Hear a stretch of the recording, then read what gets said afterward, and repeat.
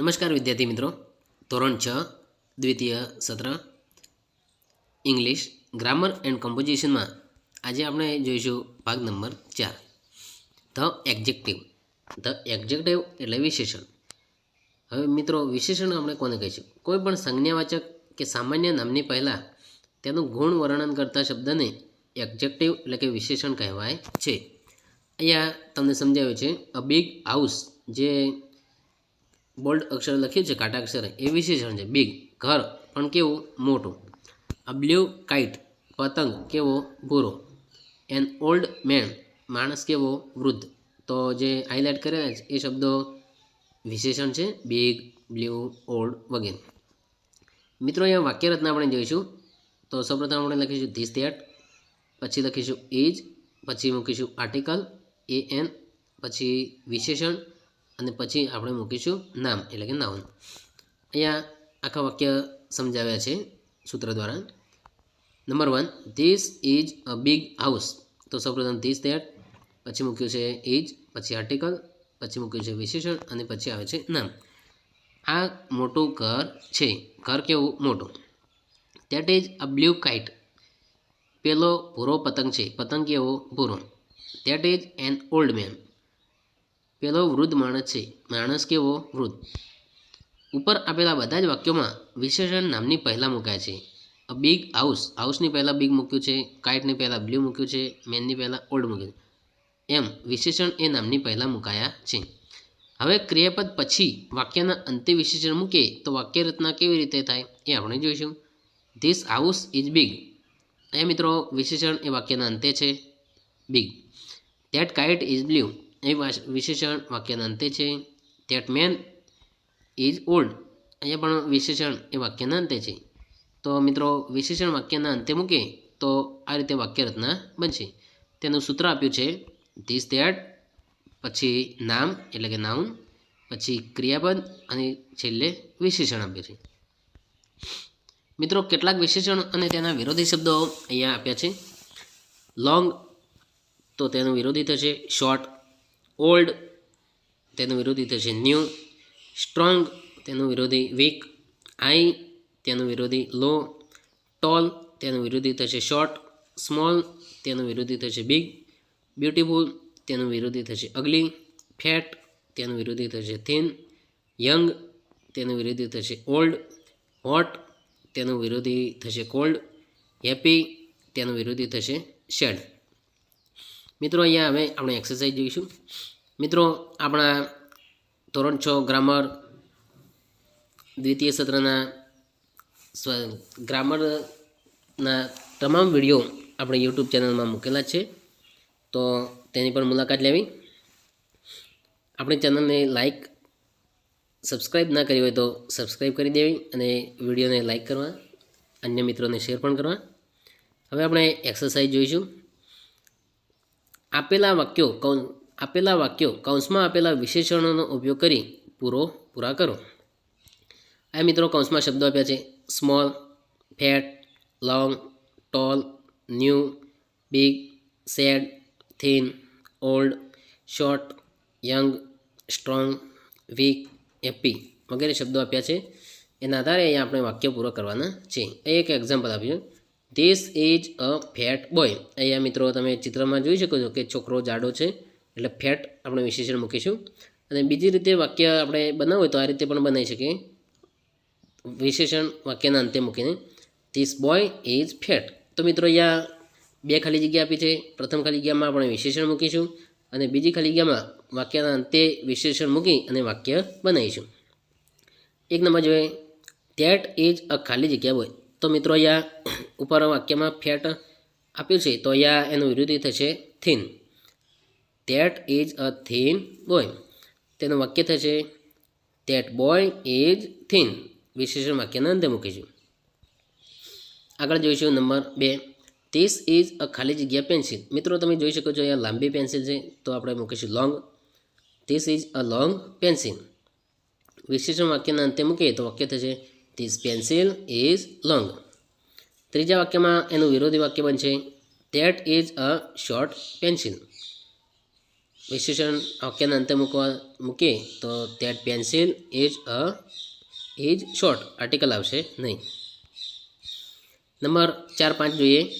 This is an ખાલી જગ્યા main. મિત્રો અહીંયા એન આર્ટિકલ આપ્યો છે એટલે આપણે ઓલ્ડ મૂકીશું. This is an old main. તો વાક્ય બીજી રીતે બનવું હોય તો ધીસ મેન ઇઝ ઓલ્ડ. 6 નંબરમાં એનું વિરોધી આપણે મૂકીશું. ઓલ્ડનું વિરોધી થશે young. That is a young man. તો બીજી રીતે વાક્ય બનાવે તો that man is young. Number 6, 7 જોઈએ.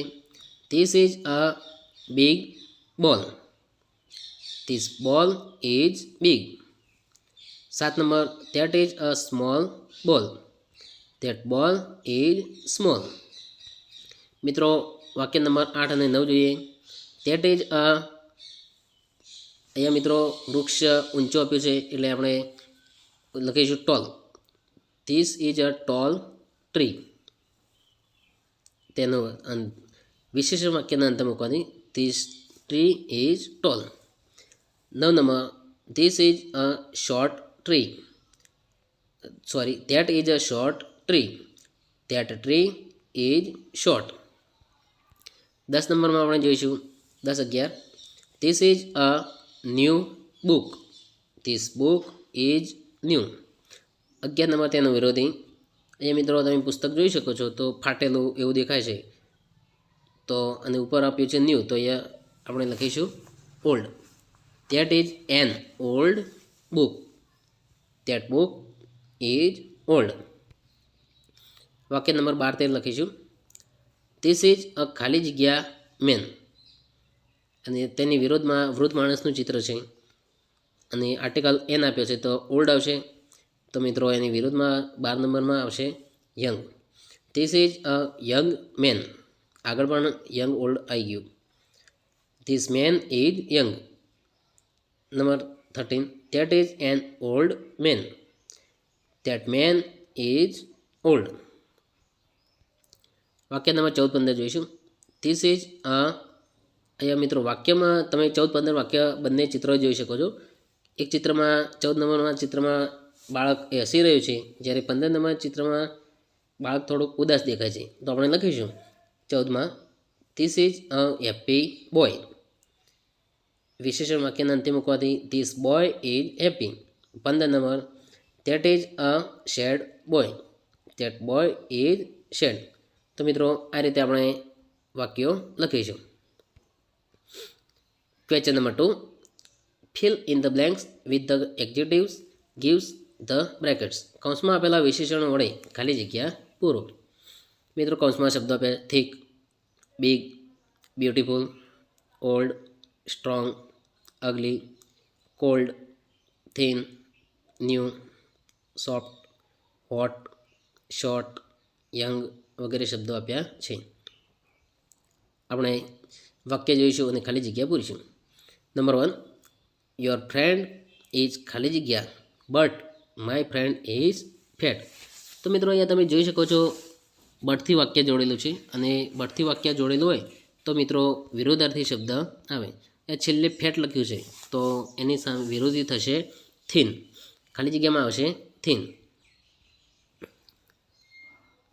Your friend is thin but my friend is fat. Number 2, the peacock is a ખાલી જગ્યા બર્ડ. મિત્રો આપણે મોરને સુંદર પક્ષી કહીએ છીએ તો આવશે બ્યુટીફુલ શબ્દ. But the crow is N ખાલી જગ્યા બર્ડ. મિત્રો અહીંયા મોરને સુંદર બ્યુટીફુલ પક્ષી કહ્યું તો કાગડાને આપણે કદરૂપુ પક્ષી તરીકે ઓળખીએ છીએ અને એન આર્ટિકલ આપ્યો તેથી આવશે ugly. The peacock is a beautiful bird but the crow is an ugly bird. Number 3 જોઈશું. Mister Modi lives in a ખાલી જગ્યા house but his brother has a small house. મિત્રો અહીંયા બટ આપ્યો છે એટલે વિરોધાર્થી શબ્દ આવશે. અહીંયા small house, his brother has a small house તો એનો વિરોધી થશે big. Mister Modi lives in a big house but his brother has a small house. Number 4, Mohan is tall but his friend is ખાલી જગ્યા. મિત્રો બટ આપ્યો છે અને મોહન ઇઝ ટોલ તો અહીંયા ખાલી જગ્યામાં આવશે short. Mohan is a tall but his friend is short. Number 5, look at my ખાલી જગ્યા બાઇસિકલ. અહીંયા મિત્રો ન્યૂ શબ્દ આવશે. Look at my new bicycle. Number 6, look at that ખાલી જગ્યા man, he can not walk. તે ચાલી શકતો નથી. તો અહીંયા આપણે લખીશું weak. Look at that weak man, he can not walk. Number 7, Ram is a ખાલી જગ્યા main but Bharat is weak. મિત્રો અહીંયા બટથી વાક્ય જોડ્યું એટલે વિરુદ્ધાર્થી શબ્દ હશે. ભરત ઇઝ વીક, ભરત એ વીક છે. તો અહીંયા રામ એ strong. Ram is a strong man but Bharat is weak. Number 8, Harishbhai is an old man but Mohit is a ખાલી જગ્યા મેન. હરીશભાઈ ઓલ્ડ મેન, બટથી વાક્ય છે તો વિરુદ્ધાર્થી શબ્દ લખીશું. ઓલ્ડનું વિરોધી થશે young. Harishbhai is an old man but Mohit is a young man. Number 9, tea is ખાલી જગ્યા ચા, આપણે ગરમ લખીશું. Tea is hot. Number 10, the grass is ખાલી જગ્યા ઘાસ, એ આપણે ઘાસ નરમ હોય છે એટલે આપણે લખીશું soft. The grass is soft. Ice cream is ખાલી જગ્યા આઈસ્ક્રીમ ઠંડી હોય લખીશું ice cream is called. This book is thin, આ પુસ્તક પાતળું છે. બટ ધેટ બુક ઇઝ ખાલી જગ્યા. મિત્રો આ બટથી શબ્દ વાક્ય જોડ્યું છે એટલે વિરુદ્ધાર્થી શબ્દ આવશે. થીનનો વિરુદ્ધ થશે thick. This book is thin but that book is thick. તો મિત્રો અહીંયા આપણે ચોથો ભાગ એક્ટિવિટી પૂરો થાય છે. આગળના વિડીયોમાં જોઈશું આપણે આગળનો ભાગ નંબર 5, ધ પ્રેપોઝિશન. મિત્રો ધોરણ 6 ગ્રામરના તમામ વિડીયો આપણે યુટ્યુબ ચેનલમાં ઉપલબ્ધ છે, જે મુલાકાત લેવી. Thank you.